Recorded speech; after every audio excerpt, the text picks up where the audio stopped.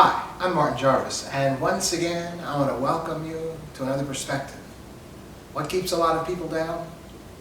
Well, there are issues that we garner from the homes that we've come up in. Oftentimes kids grow up not feeling appreciated, not really feeling loved, not even maybe feeling liked. And some of it is maybe born out of a jealousy the individual child had over a younger brother or sister, a younger sibling, because it seemed like they were once the object of all the attention. And this little sibling comes into the world, and now that attention once rested upon them is now rested upon their sibling. And so if not dealt with in a healthy way, and a healthy way, I believe, is if you have a child in this situation, have your child that was once receiving all the attention, have that child aid you in giving attention to their younger sibling. Okay? Let them feel a part. Let them feel that they've matured, because a lot of times the issues that we're dealing with, even as adults, were issues that were initiated when we were children that we just couldn't process. We just couldn't understand. We couldn't grasp. And so chronologically we grew older. But still that issue we had, we carried inside, was like encapsulated within maybe a 7 or 8 year old mindset, okay? And if we could just look at that situation from an adult mind now, we'd recognize that there wasn't a slight at all. There was just a younger child that was more vulnerable to the environment and needed more of our mom's attention, okay? And so I'm afraid that many of us grow up with situations like this, or even other scenarios where we don't feel liked or we don't feel appreciated. And that travels on, that goes on, into adulthood, when it shouldn't. And so we're going to deal with that today. Why does it bother you so much that people don't like you? Okay, what does it matter? And that's what we're going to talk about today. Now, some people might say, well, it should matter. That's hurtful, that's harmful, and it really impacts me negatively.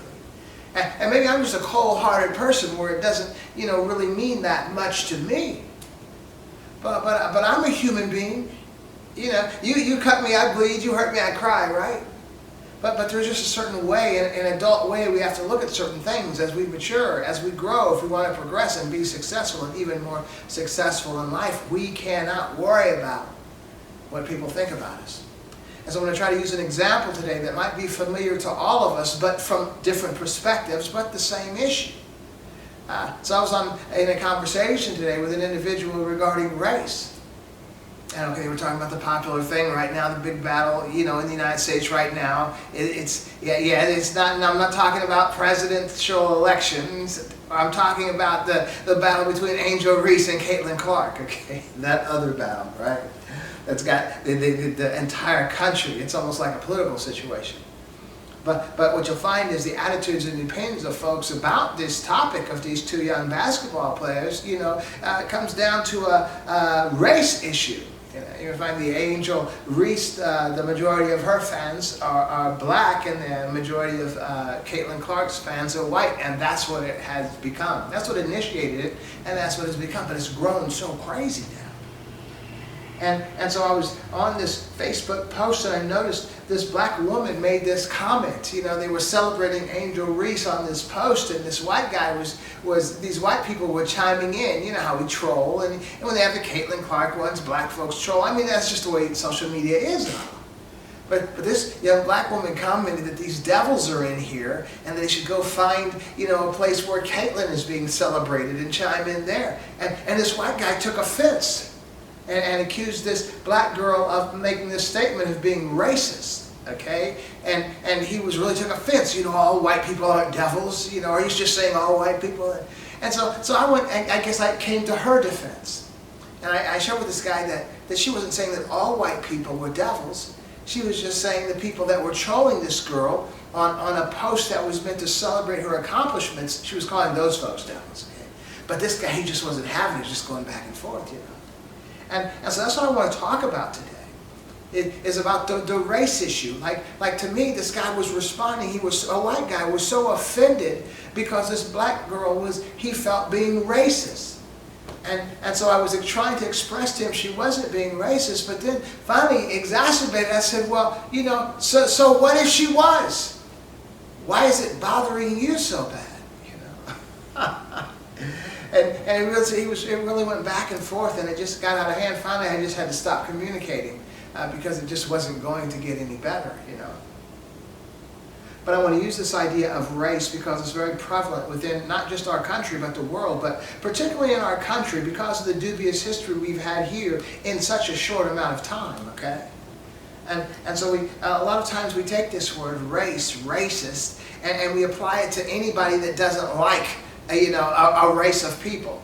Now we understand that there is really no such thing as a race of people. Let's just get that clear right now. There is a human race, and we all have varying degrees of certain genetic traits, within us, depending on what our ancestry lines were, and not too many of us are really pure-blooded anything. So there really isn't a thing such as a black person.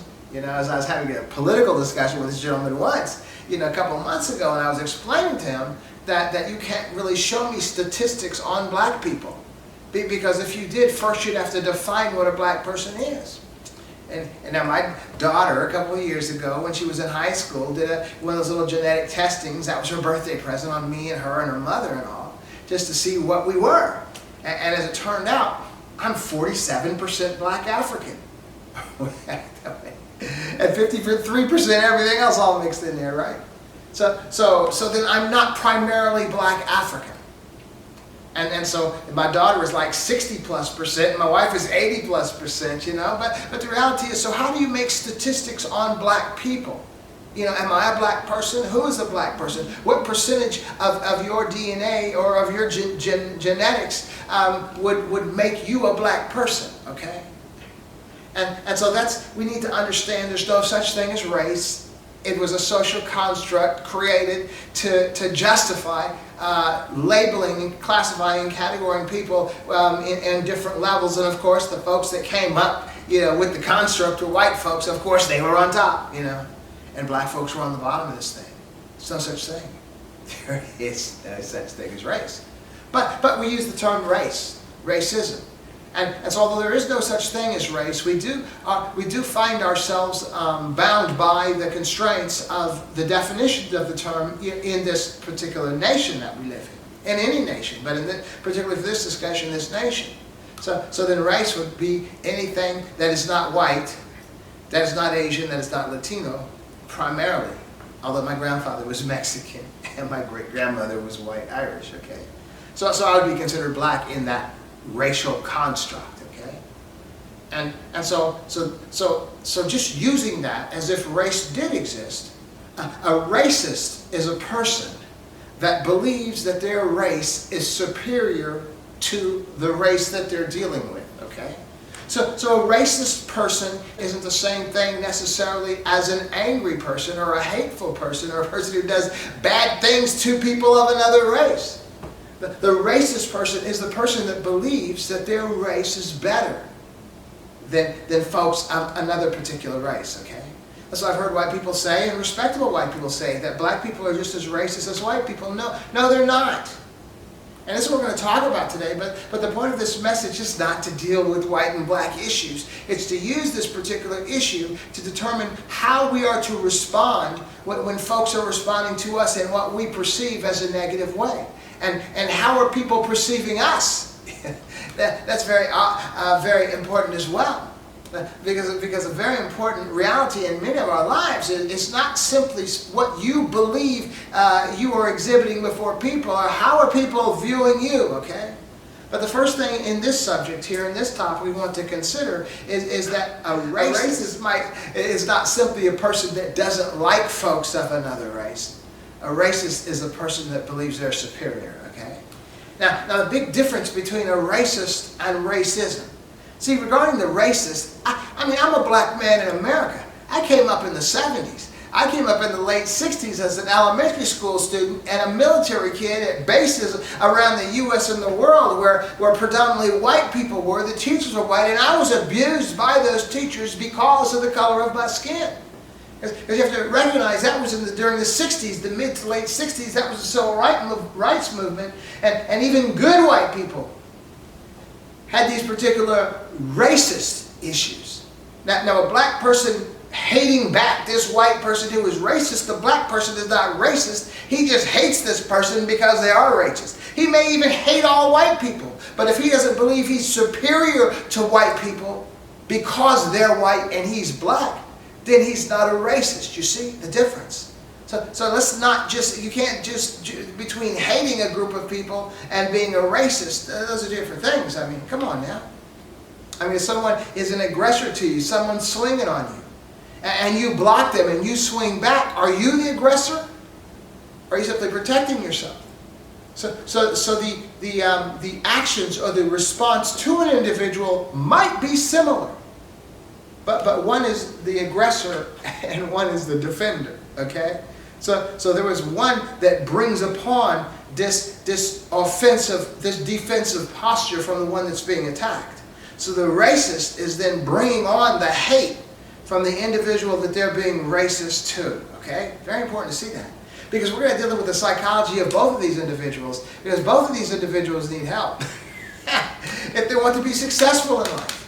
See, it's very difficult to be successful in a multicultural land and having to navigate through this reality that we dwell in and ostracizing half of the population thinking we're really going to be successful. That's not going to work. I remember when Obama was elected. There was this heating and air conditioning company in my city that put out an ad in the newspaper that all Tea Party members would have a discount on their services. Well, that was kind of dumb, because the next day, half of that gentleman's clientele canceled their orders because they weren't Republicans. See, you cannot be successful as you could be functioning in that limited mindset, ostracizing half of the population or a large swath of the population. It's just not going to work that way. And so we're trying to be well in this. And I have to ask the question again is, why does it bother you so much when someone doesn't like you? So I have to ask this white guy the same question that I ask black people is, so what if they don't like you? As long as they don't touch you, it shouldn't matter if they don't like you. And that's where we had to go along with that. Now a racist is an individual that thinks they're better than another person. So what is racism then? Racism is an institution meant to oppress a particular race of individual. Okay? So we can argue then that, say, in this nation, the justice system is an institution of racism. We can say that the prison system is an institution of racism.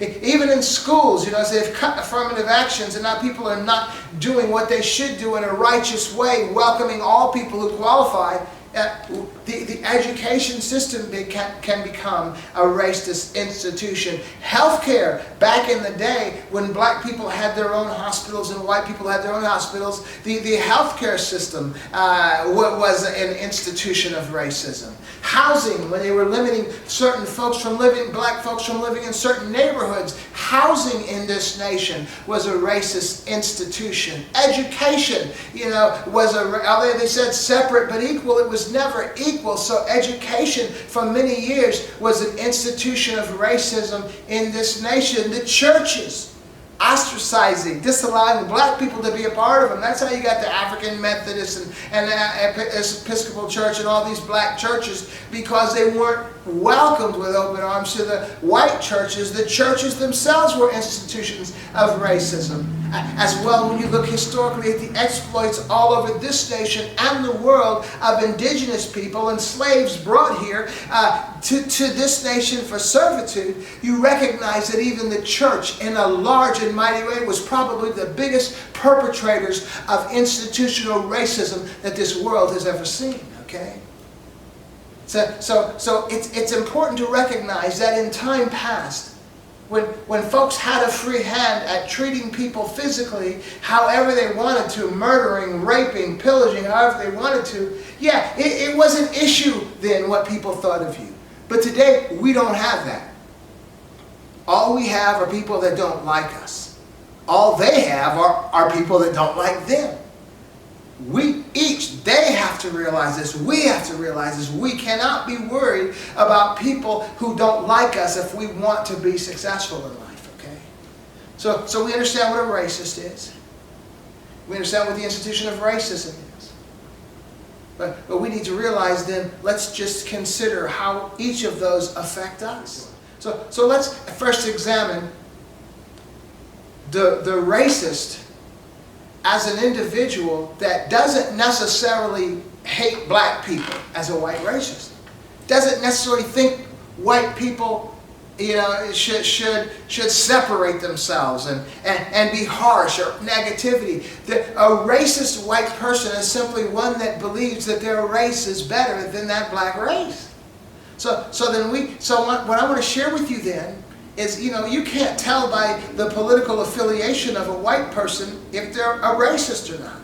Because racist is not simply believing that, well, that black man caused his own situation and the reason he's still jacked up is because of his life choices. That's one. But another one is, well, that black person, he's had such a terrible time, he can't fend for himself. I have to protect him. I have to fund him. I have to make sure he's got food, he's got clothing, he's got a place to live. That's racist too. So the one is racist as you're denying history and the lot in life that this gentleman has, and that all of his ills are because of him, notwithstanding the fact that your lineage was a primary perpetrator of his issues. That you believing then on the other side that this man is just unable to take care of himself like I can. Both individuals are functioning as racist to that black man right there. Okay? And see, what I'm suggesting is that so I want to suggest and go out on a limb with this, but almost all white people, at least in this nation, are racist, even the good ones. And I'm saying that because as we spoke in a program before, the primary motivators of everything that we think and everything that we do are due not because of our conscious decisions, because of our subconscious proddings based on our subconscious definitions that our subconscious has garnered from the environment, from the experience of all these things that we have taken in. So if your subconscious has recognized that this black person is a person who has suffered too much and is too weak to satisfy and take care of himself, you see yourself as superior. If you see him as a person who's a vagabond or a bum or a criminal or a thug that's creating all these negativities in his own life, you are functioning, from a conscious level, but from a subconscious level. These decisions were made far before our consciousness. So both sets of white people are racist. So racist really isn't being a harsh and condemning word, okay? I want to suggest that now the actions of an individual who is racist could be negative or could be positive for the person that they're dealing with. But being a racist is not negative or positive. It is simply just the way in which an individual honestly believes. Now, I'm not talking about the person who doesn't really believe that. But I'm suggesting that most white people believe that, and they're either harsh about it or easy about it. But that's the issue. So that's the issue of white folks. But now the issue of black folks, what I'm suggesting today is most black folks don't suffer, or many black folks. Why don't I say this? The successful black people are not affected by racist white people of any kind. Okay? They're not. Because they're not taking that in. See, as long as you don't touch me, I don't care what you think about me. That is the attitude of a successful black person. Now, a black person who is not successful is a person who is not making the proper moves, decisions, and choices in life to be successful. And the reason is because for whatever reason, they don't believe they can do it. And now they might say, well, I don't want to do it, I don't feel like doing it, I don't have the time to do it. But why don't you feel to make yourself in a better place? Why are you not motivated to bring yourself to another level of success rather than remaining where you are? Now you come up with so many righteous excuses, but the reality is, as we cut it down to the lowest common denominator, this black person doesn't believe they can do it. And why is that? Because they see themselves as the racist sees them. Now let me make one more qualifying point to the mercy of the black person here. To be a racist is to be delusional. Because there is no race that is intrinsically better or worse than another. Because there is no such thing as race, really. So how could there be? So that individual is functioning in a delusion. Okay? And so that individual has to realize they're functioning in that delusion, or they'll maintain that delusion. And I'm suggesting an individual is also suffering under that same delusion, who is not bettering themselves because they don't believe they can. And to further support that, I was speaking to a woman recently, real wise woman, nice lady. And her feeling was, because she was frustrated with many relatives, regardless of race, in her lives, that were just not doing better that could have. Whether it's financially, whether it's educationally, whether it's health, exercising, the foods they eat, smoking cigarettes, or whatever, self-destructive lifestyles. And her response to me is that she believed that it was because it was easier for them not to. And I don't believe that. I don't believe it's easier for you to be sick than it is to be healthy. That's the byproduct. Why is it that you would choose not to do what needs to be done so you wouldn't be sick? That's the culprit.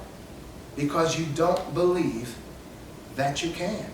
Now I want to say, as far as racism is concerned, again, it's a delusion, but realize, in this nation, things have flipped. White people in this nation had a tremendous lead. The reason white people can't even grasp this concept of them being privileged, you see how much kickback that gets, is because they don't feel privileged. Because in this nation, most white people are poor. Most white people are addicted to drugs and alcohol. Most white people's marriages break up. Most white people's kids go awry.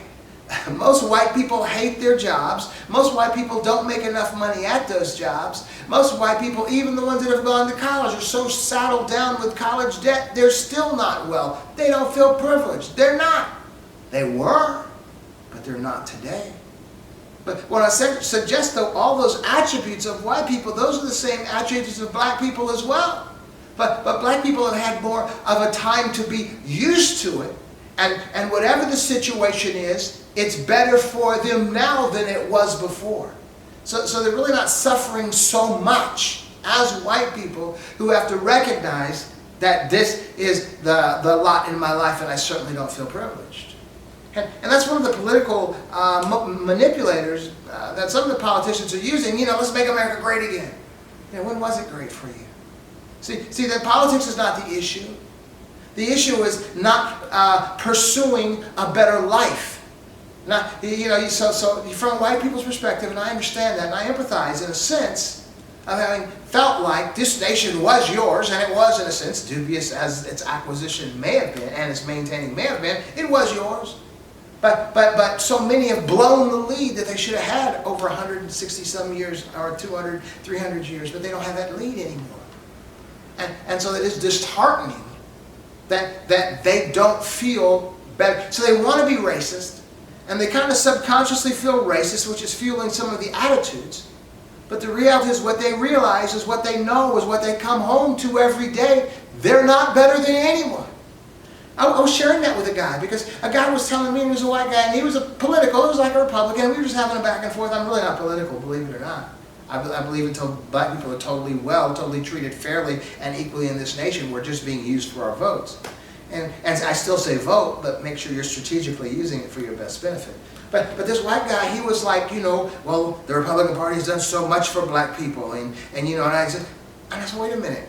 That's not the purpose of any party, to do something for black people as if they need it. And besides that, what has the Republican Party done for you? This is not political. This is making a point to this guy, because I had to burst his bubble of this subconscious feeling of superiority that didn't even match his conscious reality. He had told me himself he had $300 in the bank.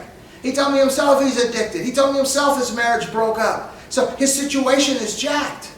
But he was holding on to this, well, black people need this. And I'm saying, well, what's the difference between you and the black people you're talking about? And that is simply a reality. We all have to come to terms with the truth. White people have to come to terms with the truth that they're not better than anyone. And black people have to come to terms with the truth that no one is better than them. And we can both proceed at that point.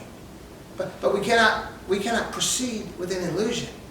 You know, I always speak about wellness. You know, there's a religious proverb about the truth will make you free. You know? And I want to say, you know, there's no healing, there's no wellness behind a mask. Because the mask isn't what's sick. So if all of the attitudes and all of the attention is directed toward the mask that we're wearing, there is no wellness behind the mask. Because this mask isn't me. And so the mask is often is finding a way to delve deep beneath into the subconscious. And we did a program on that some time ago, how to reprogram your subconscious to what it's supposed to be thinking, recognizing the subconscious is going to be influencing your conscious. So consciously we need to look at our lives and determine what it is we'd like to be, and then consciously set up images and remove negative images and set up positive images that our subconscious will be responding to, and they will then be affecting our conscious. Like the clubs. Get rid of the clubs and put in schooling, or maybe a gym or a church or something like that. You know what I mean? Or get rid of all the alcohol and the weed and all the stuff we have in our house and start putting health foods in there. And all the activities that we're doing in the clubs, you know, start doing those activities, you know, working out and exercising, cardio, just doing positive things, reading books, reading good books, watching positive programs. We're taking the negativity, those things that have been influencing us, our environment, our subconscious, replacing them with positive things. All of us. So white people, you're not superior. and consciously, you know your reality isn't superior. That's why you're saying you're not privileged. But on the subconscious realm, you're believing that you're superior, you're believing that you're better than these black people. There's a disconnect between your conscious and your subconscious, and there is confusion. Make America great. That's why there's such a confusion and such an energy in trying to make America great again and trying to get this guy instead of that guy. And even the Caitlin Clark Angel Reese, there's issues there where we have to protect this because this is all we got. It's not all you got. You got everything. Everybody has everything. We limit ourselves by our substandard beliefs about ourselves. It's time to change. And you can.